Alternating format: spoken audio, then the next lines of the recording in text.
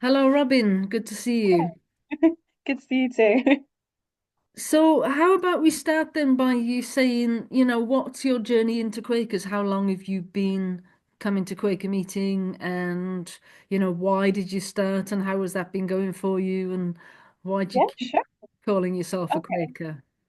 Okay, so I have been a Quaker since as long as I can remember because both my parents are Quakers. So they kind of introduced me into it when I was like 4 or 5 or something like that. Maybe earlier, I'm not sure. And I went to the children's meeting when I was younger, which was like once a month where I live. And that was quite fun. And I remember like growing up, I went to like Quaker events as well, like Quaker summer camps. Um, and I really enjoyed it there. I wouldn't, at the time, I definitely wouldn't have called myself a Quaker, and I wouldn't have called myself religious because I was a kid. But also because I don't think personally I had like a lot of like faith or anything like that. I just enjoyed being there because I enjoyed my friends. Um, I think it taught me a lot of different things. Like for instance, so it'd be like the like Sunday like meeting for worship that we'd have once a month. We'd learn about lots of things. Like we for a while they did like a period of learning about all different types of religions, which was really interesting. And like lots of that kind of thing, things that you don't really learn in school, which was quite nice. And like going to Quaker summer camp, I think definitely was quite beneficial to me growing up because it was quite like a completely different space from what I was used to with people who had similar views to me in terms of like peace and equality and truth and all of the kind of testimonies that we hold. And also like it was quite an accepting space and quite a like open space to be in, which I felt quite helpful as someone who grew up in quite a small town mindset. Yeah. Um, yeah. So it was quite nice to be in more of an open space. And there was like a while, probably between like when I stopped going to summer camp at 16 and before I started uni, where I didn't really think of myself as a Quaker, call myself a Quaker, go to any meeting for worship or anything like that. I kind of took a step back from it all. Um, and just kind of on a whim once, one of the people I know from Quakers contacted me to ask if I wanted to staff one of the Quaker events. And I was like, sure, why not? Let's see what happens. Like I have the time. I'm not working. Like I really enjoyed it when I was a kid, so I'll go back see what it's like. Like I like at the time wouldn't have called myself a Quaker. And I went back and like there's meeting for worship like every day and there's epilogue at night and all the rest of it. I think I just found something so peaceful and relaxing in it and like so kind of like almost like a deep breath that kind of made me realize like actually you know what maybe I do enjoy Quakers and maybe I want to go back. um so yeah, since that was like 2 years ago and since then I wouldn't say I go to meeting regularly but I would call myself a Quaker and I do think that like when I do go it always makes me feel kind of almost like a fresh start of sorts because I kind of have a moment of almost like peacefulness and connection with all these people. So it kind of gives me, I don't know, like a sense of relief almost in going to meeting, which is quite nice. And like I enjoy going to meeting when I have the chance. But I'm quite busy at the moment, so it doesn't happen massively often. And I still do staff the summer camp, and I think it's really lovely. And I love all the people there are so sweet, and it's such an accepting place, I think. And I really Mm. enjoy it there. But yeah, that's kind of how I came to Quakerism. I think there was definitely a bit in the middle, and I'm kind of glad that I had that time away from it to kind of come Yeah. back to it and be like, actually, I do really still enjoy being here. Yeah. Yeah. You've made an adult decision yourself now, haven't you? Yeah, yeah, exactly. Yeah, rather than it being like my parents being like, go on. It's like, actually, no, I would like to be a part of this, which Yeah. is quite nice. Yeah. Yeah, Your it's like, parents must be so proud of pleased. They must be so pleased, I'm sure. Um, you said something really interesting there about Quaker. children's meetings, I think it was, where you said you learned about religious education or something around that you Yeah. didn't learn anywhere else. Now, obviously, I'm quite a lot older than you, and in my day, we had a lot of this kind of education in schools and in Mm, assemblies, and that is where we learnt about religion, if you like, and yeah. moral issues, I suppose. So, Mm, can you just tell me a bit more about, what did you think was the difference between your school education mhm, and whatever else you were involved with as a child and mm. activities? And then what was the difference about what you got from a Quaker children's meeting? Okay. In school, I mean, there was like RE, which is like religious education. So they would teach you there, but a lot of it was Christianity. A lot of it was kind of, I mean, like you get the occasional like lesson on like Buddhism or Sikhism or something like that. There's no kind of like, I think the difference between formal education and going to Quakers is that there was more kind of like ability to explore and ask questions and like actually talk about it rather than it be something that's taught at you. Like it's Mm. more interactive within the Quaker meeting. I think also because there wasn't that many children within the Quaker meeting that I was in, so it was just a couple of us. And like there was also lots of like arts and crafts and stuff like that, which I always enjoyed. So I think that maybe helped cement it in my mind a bit more than it ever did in school. Yeah, Yeah. yeah. So what I'm getting the sense of there is similar to my own experience. I mean, I didn't come to Quakers till I was in my 30s. Mm, I got involved in those Quaker Quest sessions. I don't know if you came across those at all, but that idea of, having a speaker and then, talking in small groups. And for the first time, I was able to say things like words coming out of my mouth about my faith, which I didn't even know were in there. And I was kind of talking and asking questions, and through those conversations, I was able to kind of find out what I thought. And I probably wouldn't have known those things if I hadn't been in a Quaker space where somebody was sitting and listening to me so deeply. Is that yeah. similar for you? I would say it's a similar sense. I would say there was a lot. I think also having other people around my age who had like similar viewpoints was also quite helpful in terms of faith. Like, um, I think there was a lot of like adults holding space and listening, which was really nice, and which you don't really get in school. And then like, I think also having other kids be like, well, I think this and I think that was quite helpful because you also don't really get that in school. Like if you're getting taught, like religious education, it's more like this is what people believe, and it's never like, does anyone here believe this?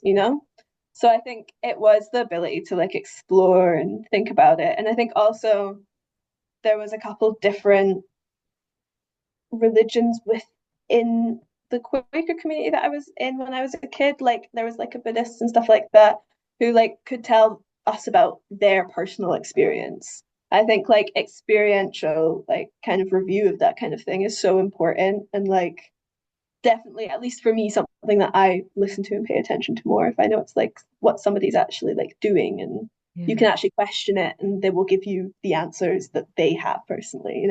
Yeah. So, coming back to school, first of all, why do you think that is the case then? Why isn't our education system enabling you to think about things like that in something called religious education? I mean, maybe it's just not meant to do that, or it, what do you think? Yeah, I feel like the purpose of it is more like the study of religion rather than like whether or not someone is religious. And I think especially in the place that I grew up, it was very like there was no like our school was not like like a Christian school or a Catholic school or whatever. It was just like a non-denominational one.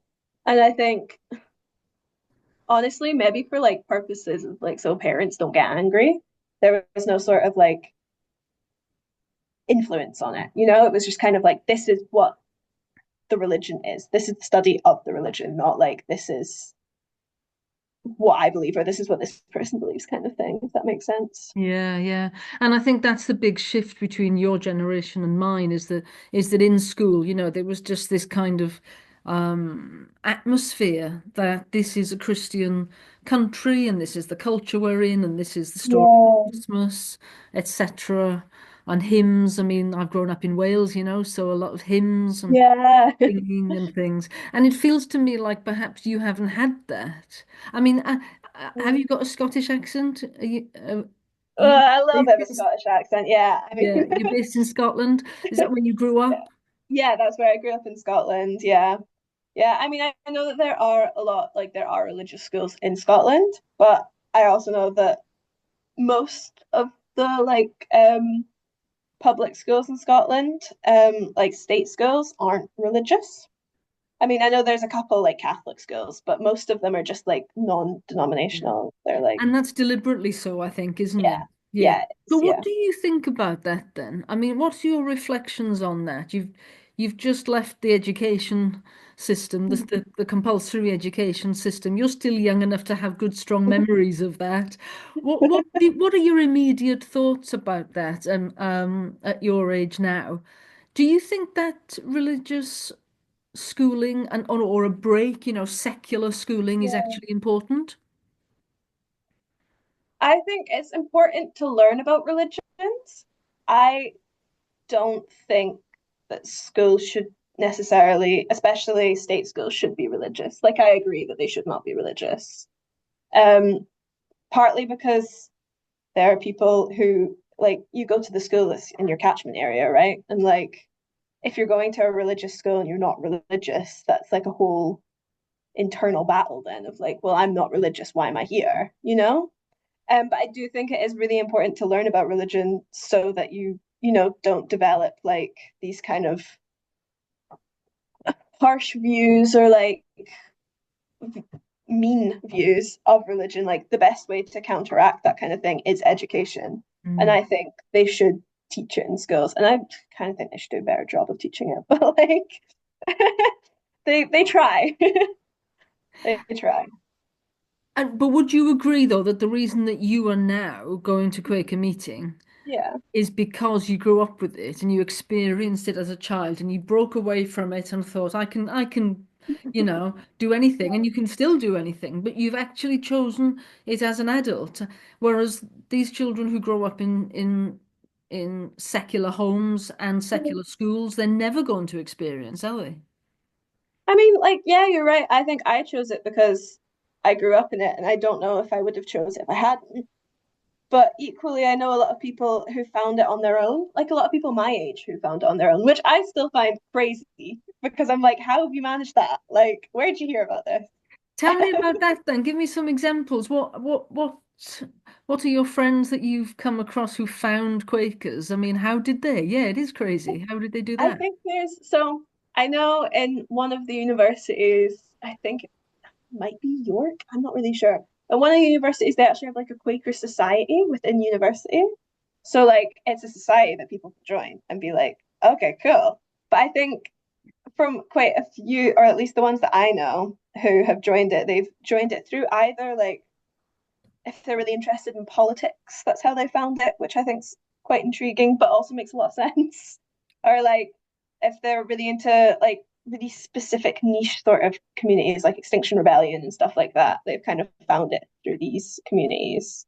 And I mean, I think like if you're a certain type of person, you're going to find your people. And if your people are Quakers, you're going to find them at some point, you know? Yeah. But I Because think, in a way, religion's a bit out of fashion, isn't it? yeah, Is that yeah, a little true? bit. Is that sorry? Is that true, do you think? That it's out of fashion, a bit uncool at the moment? I'd say it's uncool. I feel like a lot of people aren't religious, and I think that's the main thing at the moment. And I don't know if it's just because a lot of people grew up with religion being forced down their throats, so now they're like, no, I hate it, you know? Mm. Like, but I'm not really sure. I think maybe it is a bit uncool just because science is so like backed up and they don't believe that they can be like linked together. Um, yeah, I'm not really sure. I think definitely there is less religious people and there's going to continue to be less and less religious people, I feel. Do you think? Yeah. Because I obviously your generation have not had religion shoved down their throats. no, no. So that's not, oh, you've the lights have gone Sorry. out. You've got to wave your arm. They're There on a you go. timer. Um, so that's been 20 minutes. So you'll have to wave your arm in about I'm 90 gonna have to wave minutes my arm every time. 20 minutes.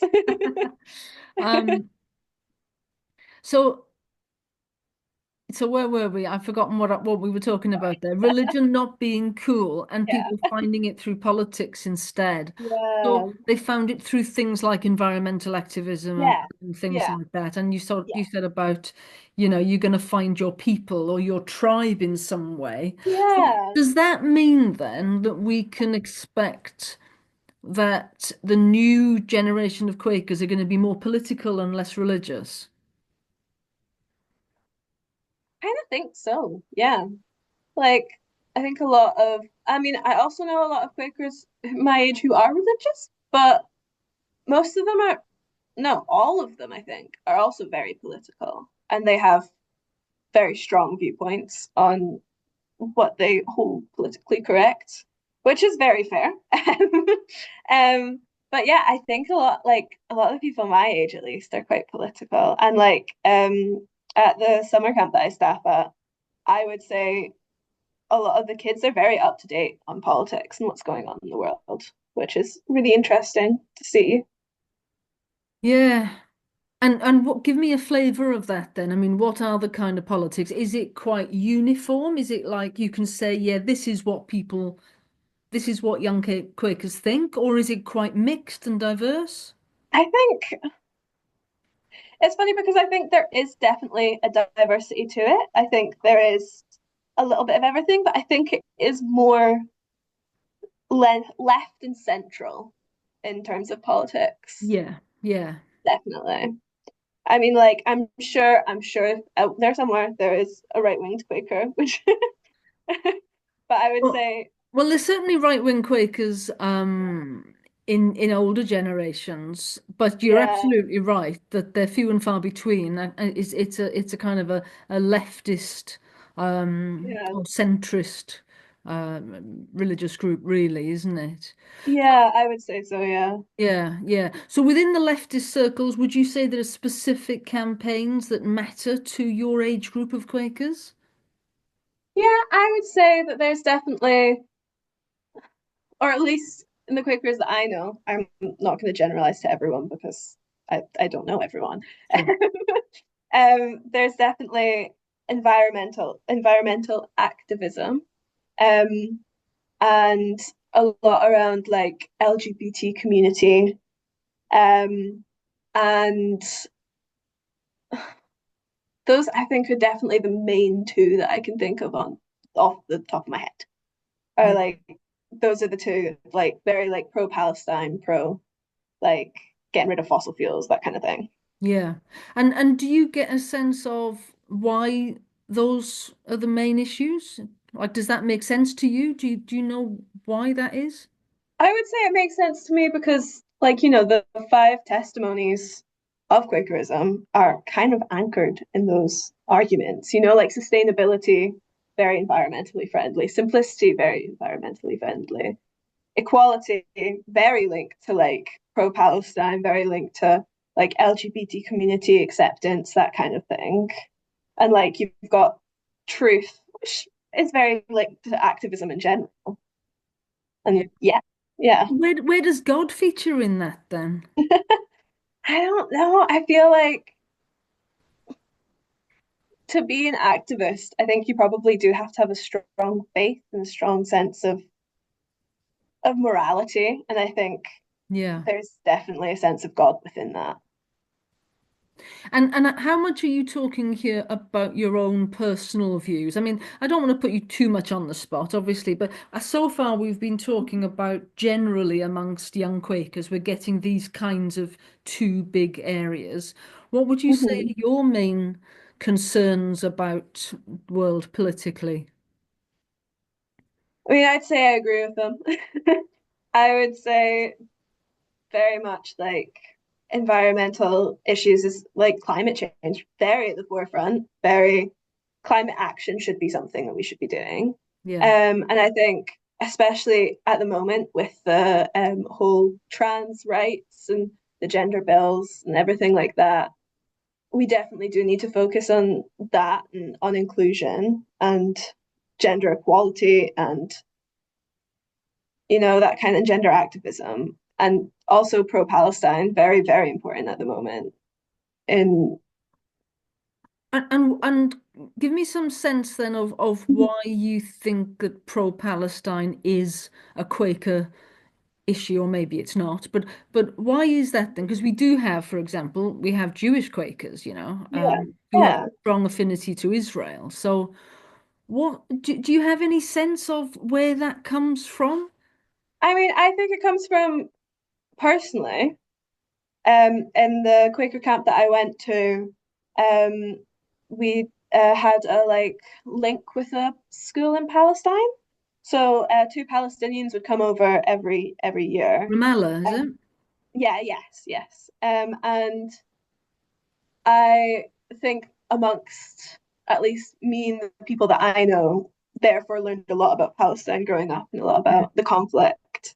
And it made it quite central for us because, but I also know that there are Quakers out there who are like like have strong ties to Israel and all the Mm, rest of it. So I think it is a difficult issue, and I think it is challenging because you can have quite extreme views on both sides. Um, but I think the testimonies of both peace and equality really kind of tie to kind of, at least I think they tie to like a kind of pro-Palestine side of mm. things. So maybe, I don't know, fighting for the underdog or something?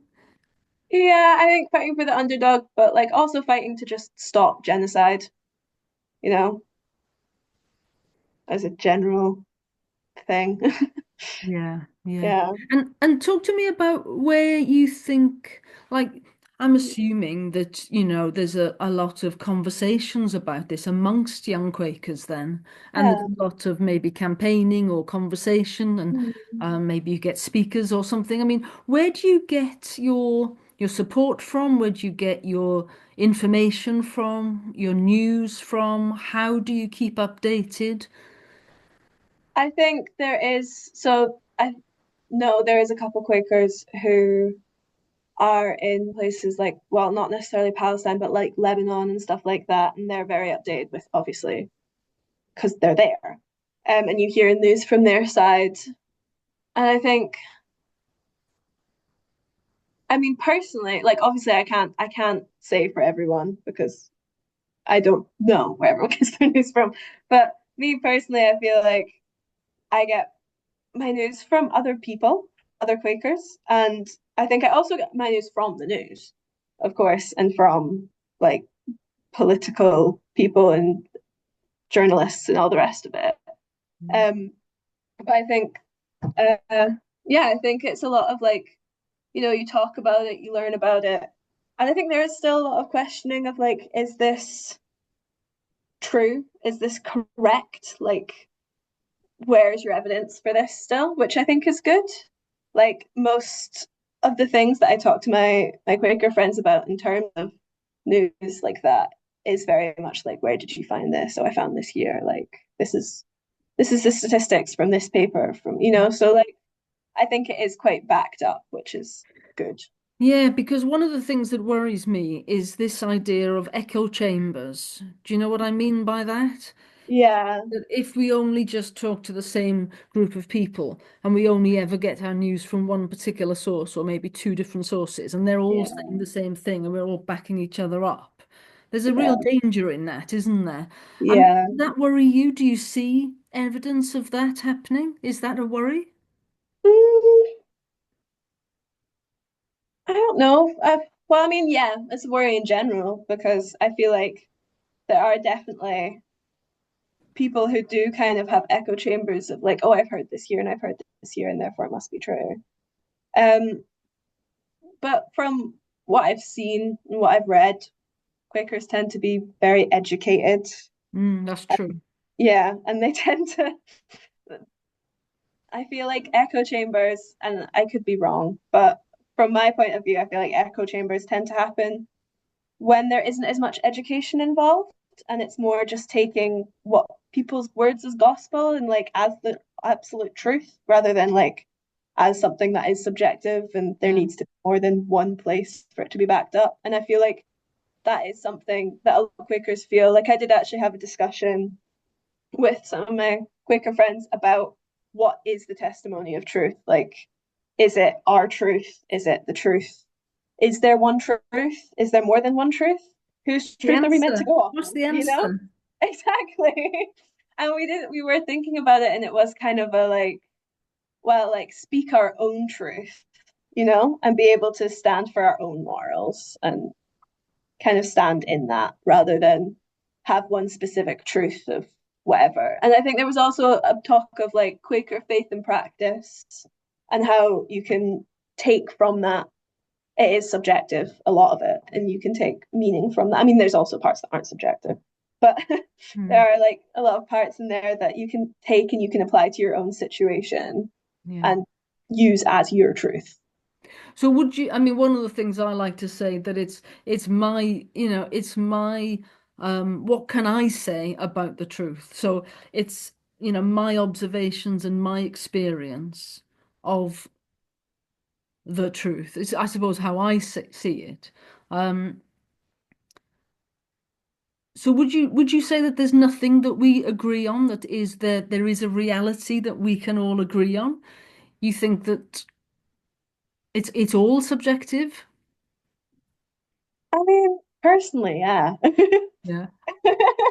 I mean, like, there are general things that I would say all Quakers kind of have in common, like the five testimonies, like meeting for worship. Like, there are things that we all do and we all enjoy, but equally, if we thought that everything was a singular truth, I think there would be a lot less people because it would be a lot less interpretive and a lot more like rigid. And B, it would kind of make us, or as society, we'd all kind of be the same person. And that would be very boring. Well, yeah, we don't all to be the same, do we? But I mean, it's interesting you say that because, the term friends, I mean, we used to be called the friends of the truth, and that's kind of that truth, the truth, Yeah, yeah, you yeah, know? capital T, yeah. Yeah. I mean, and I suppose that does come back to our Christian heritage, saying that actually there is a truth that we can all see and experience. Um, Mhm. But I suppose, I mean, certainly, I mean, I wasn't a Quaker in my 20s, and I would have been very much where you're standing now, what you're saying now. I mean, I wouldn't have had um, anything positive to say really about this truth. It just sounds a little Yeah, bit intimidating, I think, and a bit what's the oppressive, I think. I think I would have thought of it as an oppressive thing yeah, in my 20s for sure. But I mean, I've changed my views on that or changed my experience of that, I suppose, over the years. yeah. I'm just wondering how this relates, how your experience of being a Quaker Mhm. interacts with that of your parents. So you're in a position where you've got two parents who are Quakers. Do you talk about these things within the family? Do you have different views to them? I mean, I'd say I do have different views to them. We don't talk about it as much anymore as we used to, but definitely growing up, um, my mom has a very strong like Christian background and very much believes in God. And my dad's more kind of like on a like, I don't know, maybe sort of viewpoint of it all. I think it is interesting because growing up, I definitely was like, no, I do not believe in God. That's not real. He's not real. Absolutely not. And now I'm more open to it. I wouldn't say I necessarily believe in God, but I do believe in like the power of the universe, like Yeah. whether that be a God or something else, I don't know. Um, Yeah. but I think Yeah, I think it is personally, I think truth with capital T does sound a little oppressive. So, in terms of God, right, one of the conversations I've had with people over the years is, well, if I said to you, do you believe in gravity? Mm, Right? yeah. Uh-huh. Do you? Let me just ask you that first. Do you? I mean, so far, yeah, it's great. And if you didn't Uh-huh. believe in gravity, Yeah. what difference would that make? Not much, it'd still be here. You'd still be sat on that chair, wouldn't you? And I Yeah. suppose one of the things that I like to, I mean, I don't know who got me thinking about this in the first place, but it's the same thing about love, isn't it? Like, do you believe in love? Like, do you believe that love exists? Yeah. And again, what difference would it make if you didn't? Yeah. So I think about God in the same way, you see. It's like God is Okay. just there. Yeah. And whether we believe or not, or whether we experience God or not, is almost irrelevant to anything except for us and our experience. We've been told that gravity is this force, and it's like, all right, okay, that makes sense of my experience. And when we Mm, have this beautiful experience of a sunset or whatever, and somebody talks to us about this concept of God, and it makes sense, and it's like, oh, right, those are words which vaguely match my experience, then it becomes useful rather than oppressive because yeah. it's something that you already have experienced, like we've experienced gravity and we've experienced love, most of us. Um, does that make sense at all? I mean, what do you make of that? That does make sense. I think it's interesting because I think, like, from what I'm hearing you say, is that God can exist, but you don't have to believe. Is kind of what it sounds like. And like I like that thought. I think Because then the second bit of that is whether you believe or not, right? Whatever, yeah. but God believes in you. Mm. See, that's where I'm like, I don't know. What don't you like about that? I feel like it's a little more putting something onto you, you know? Like the thought of God existing does not mean that you have to interact with that. Compared to if God believes in you, that's something that's happening to you, you know? And that's a bad thing. A bad thing per se. I think it's just a bit more in your face. Not in a bad way, just in a like it's more heavy, that's the word. Gets more heavy, yeah. Okay. So Yeah. is that really perhaps the main kind of um distance from God? Is that actually at the age you're at, Mm, human beings just don't want God to be in their face quite so much. I mean, is that kind of what we're getting at? maybe, yeah, I think it's that, and I think there's definitely like a rebellion. I think there's also probably people just don't want to have to. I think the reason that people like kind of science and politics and that kind of thing, in comparison to believing in God, is because there's like some kind of fact behind it. There's no sort of like, oh, but like, why? There's unanswered questions. And I think that gives more of a feeling of, I want to say safety, but I don't think that's the right word. Um, more of a kind of, more Yeah. of an answer. So you're saying that the science is factual, but God is Yeah. not. God is something a bit more, you can't get your hands on exactly quite what God is and whether it's true or not. Yeah. Yeah. Yeah. Yeah. I would say so. And I suppose that's the thing about something like Christianity, isn't it? Which it tells you, the truth is there is Yeah. God. That is the Yeah. truth. And that Yeah. science, I mean, lots of scientists are Christian, aren't they? Are religious. Lots of scientists are Christians. Yeah. there's a good amount of scientists who are religious, yeah. Yeah. So the two things don't kind of, Yeah, I don't think they have to be mutually exclusive at all, no. no. So you don't have No. conversations like this with your parents anymore or with Christians? Or Not really. I mean, occasionally with Christians, I do find religion really interesting and I love hearing people's religious viewpoints. Um, but like, I guess I've kind of, yeah, just haven't had that conversation with my parents no, recently. no. Yeah. And what are you studying then? I'm studying psychology. So, Oh, right. uh, yeah, so I'm studying why people believe these things. So you are you particularly interested in the psychology of religion? I think it's really interesting, but it's not my main focus. I'm particularly interested in like mental health. Okay. Yeah, yeah, yeah. So tell me something about some of the things you're working on at the moment or you're curious about at the moment. Yeah, okay. So my dissertation this year is that so I'm in fourth year, so my final year. Um, and my dissertation, which is like a year-long project that we have to do, and we have to like get participants from like a pool of people and study and like actually make an experiment and study and the rest of it. Mm. And I chose because I thought it was really interesting and different.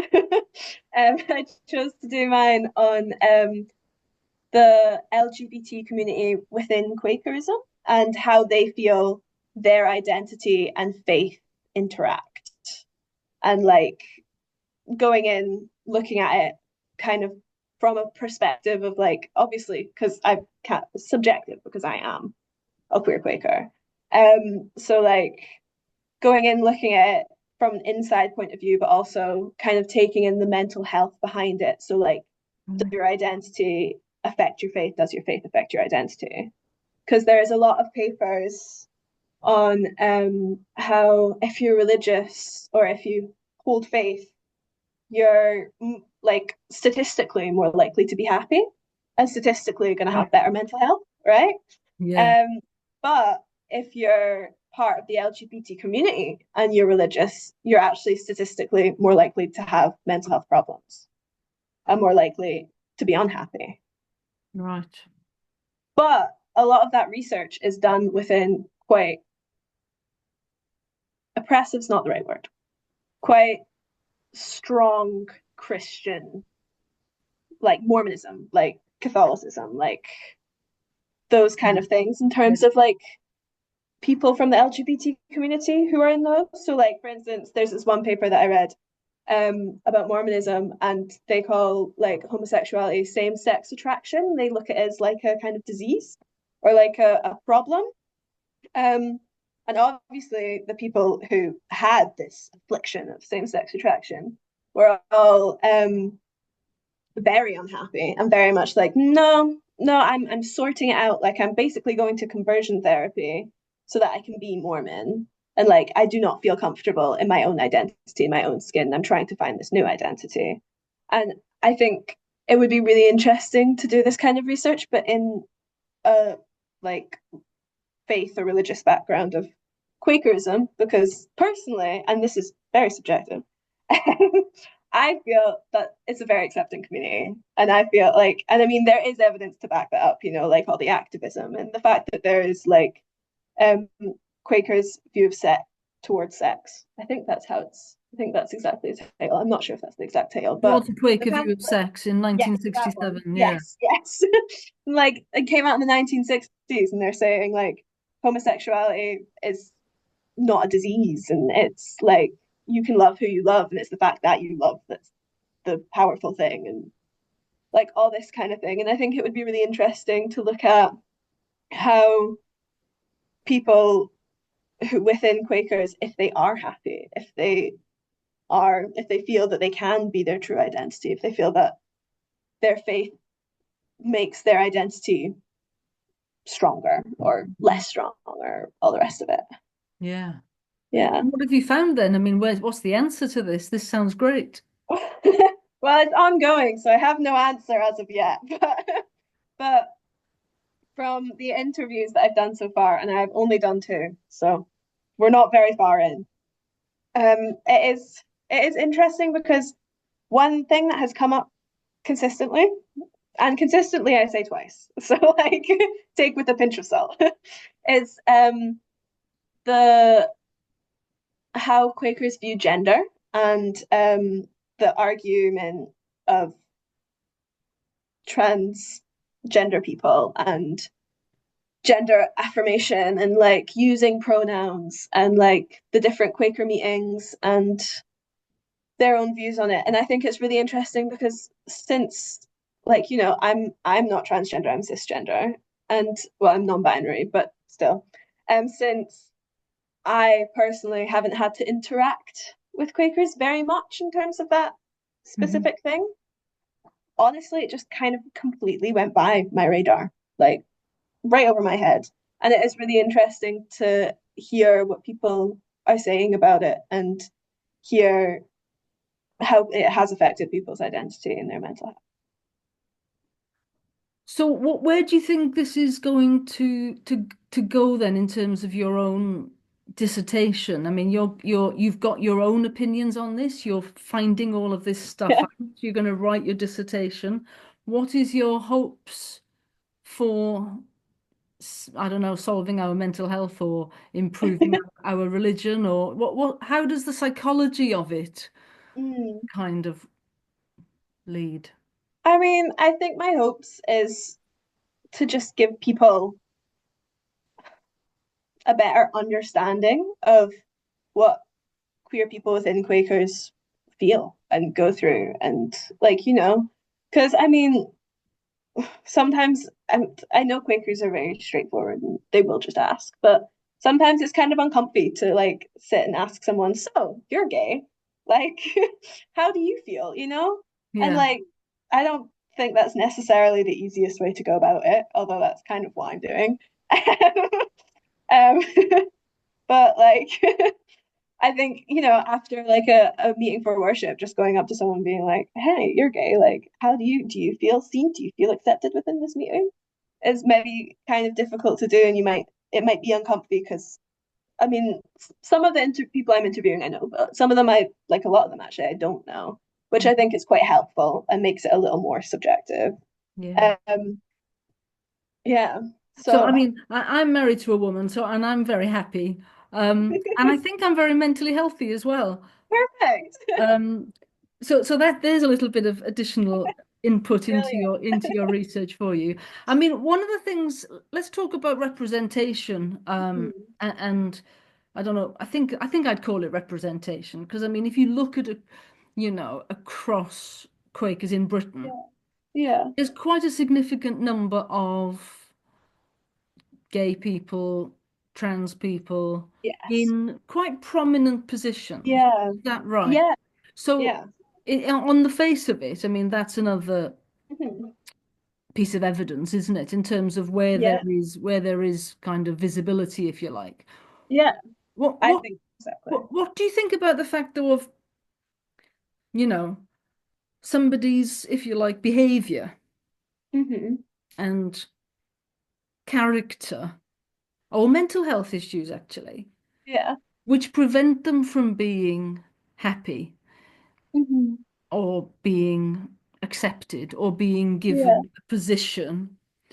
Is that because of their identity, or is it just because of, like if somebody's, I don't know, not acting in a way that they're going to get given a position of Yeah. treasurer or something, but you're thinking, well, actually, no, they look a little bit, um, disorganized or unreliable Mm. or something like that. You might argue, well, is that because they're LGBT? Or I would, are you with me? Or is yeah, it because of no, their I understand. behavior? Because they're unreliable. They don't turn up. Yeah. I mean, I think every person is an individual, and I don't necessarily think that being part of the LGBT community means that your mental health is affected. Like, I think your mental health can be affected if you don't feel accepted. And I think that that is what ties into the LGBT community because although in terms of LGBT, is very, I would say, more accepted, at least in this society, and also in Quakerism, definitely more accepted. But I think that in terms of tea, it it still needs to be more accepted, So and there's still tell work me that needs. about that then. Tell me about that. What do you mean by accepted? What does that mean to you? I think it means accepting them for who they are if they want to be trans, if they Mm. feel if they are trans, like accepting that and Yeah. not questioning it and not using arguments such as like, yeah, not, yeah, accepting it and not being like, well, but you were born in a different body than you feel you belong in, so you should stay in that body. Mm. Like, you know, like it's not, I I think gender should be decentralized from the conversation. I don't think in the same way that I think sexuality has been a lot of the time, you know, like you don't go around and when people find out that you're married to a woman, they go, no, you know, like it's just like, oh, cool.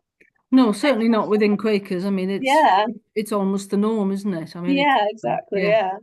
And yeah, I think that should be the same with gender. I don't think it should be like a, oh, but yeah, why am I calling you they? What do you mean they? You know? Like it yeah. should just be like, okay, cool, next question. hmm So you must be pleased with the minute, was it 31? Welcome and affirm. Yeah, Yeah. 2018, yeah. That was a few years ago now. That was about 3 years 2018, ago. 2021, 2021. Yeah, I Yeah. think so. Yeah. So, explain to me then. So, one of the things that I don't think I understand is Okay. how we use the word affirm. Like, what do you think affirm has a very specific meaning in this minute? Because I was there, you know, Yeah. so I was part of that Mhm. discernment and I was in unity with that minute. Okay. Yeah. But I kind of think since then, there's some lack of agreement about what we mean by the word affirm. Yeah. I think you're right. I think there is a lack of agreement. I don't think it's very clear. I don't think, like, I think by affirm, do you mean like, I think affirm should mean to treat them as anyone else, to use the pronouns they tell you to use, and to, like, you know, just be kind. You know, like treat them like you would treat any other Quaker. But I don't know if that's necessarily. I'm not really sure what the affirm means within it because I think So can I people tell, can. yeah, Yeah.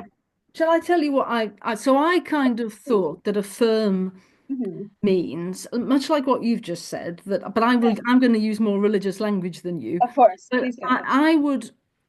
I would think that it means affirming somebody as, you are a child of God.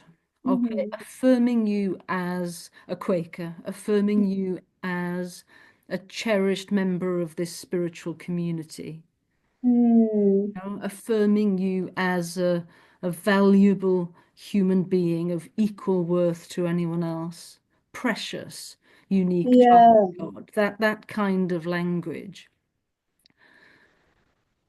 So that's what I see it as, you see, to welcome and affirm trans and non-binary people, I think is the language of gender diverse, maybe, does it say? I think it's trans and non-binary people. Yeah. Right. Mm-hmm. So that's how I see it, you see, is affirming people as unique, precious children of God, cherished member of our community. Mm-hmm. I don't see it as any of those other things that you've just said. Like, Mm. I don't think it makes a commentary on what people's biological beliefs are, or Mm. scientific viewpoints on there being two biological sexes, or I don't think it makes any comment on that. It's welcoming and affirming people in our Quaker meetings as fellow travelers in this, in this world and in this spiritual community. I mean, I think, yeah, I think you are right, and I think that that is what it's seen as. But I think also, what does that look like? You know, like you can say that, but what does it look like? Does it look like using their pronouns as they ask them to be used? Does it look like accepting them as any other Quaker? Does it look, like